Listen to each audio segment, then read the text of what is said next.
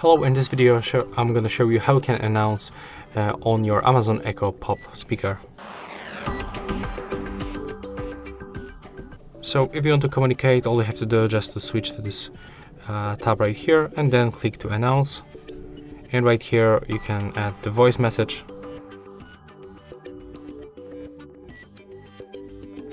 Hello guys, I'm back.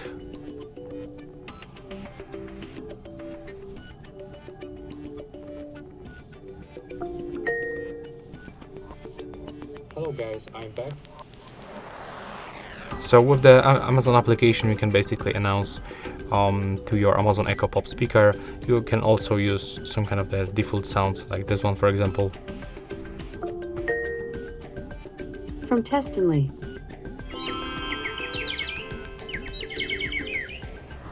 And yeah, that's basically it. That's all for this video. Hope you like it.